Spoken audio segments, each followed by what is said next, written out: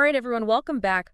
Buckle up because we are diving into something big today. We're talking Ohio deer hunting season, and let me tell you, the numbers are in, and they are impressive. Impressive is an understatement. Right, so get this. Over 100,000. Wow. 100,000 deer taken by bow hunters last season alone.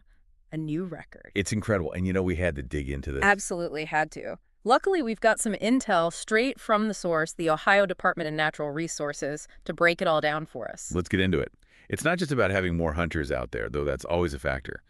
This points to something really interesting happening during Ohio's archery season, which, by the way, is insanely long. Yeah, talk about a long season. That's October 28th through February 2nd. That's not a season. That's like half the year. Practically an eternity to perfect your aim out there.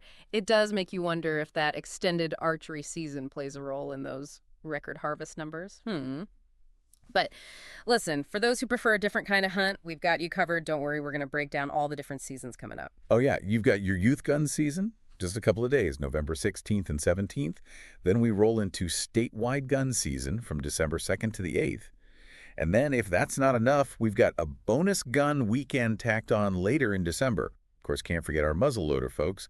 January 4th through the 7th is all yours. It's like a buffet of hunting options in Ohio. It really is. Speaking of options, let's talk permits. You've got some decisions to make there, too. What's the deal with these deer management permits versus the either sex permits? Break it down for us. So it's all about balance, right? Managing the deer population effectively means having different options available.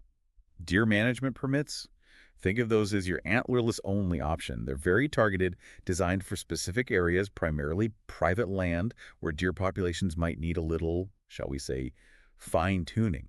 Now, and either sex permit, well, that's your ticket to statewide hunting, buck or doe. You get to decide. So depending on what you're hoping to bag and, the lay of the land, you've got choices. And I'm guessing the Huntfish OH app is going to be our best friend for all of this. Absolutely, 100%. Think of it like your personalized hunting command center.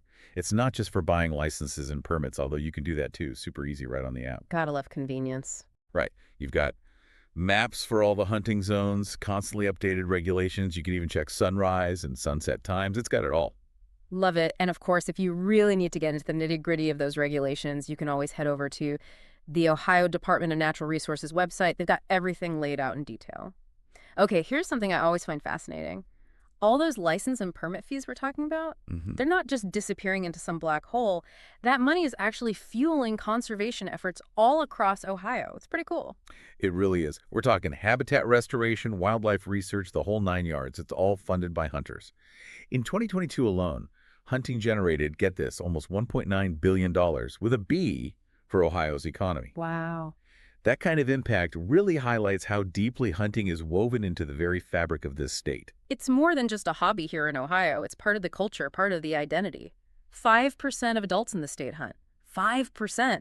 That's a lot of hunters. And get this, a whopping 91% of them are after deer. It's true.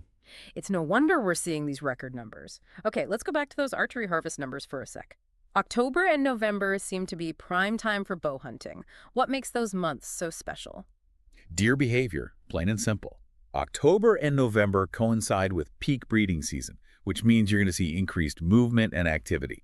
Deer are going to be more visible, more likely to wander into your hunting grounds. Makes you wonder if that, combined with that extended archery season, creates this perfect storm, so to speak, for bow hunting success in Ohio. It makes a lot of sense. And you know what? This got me thinking.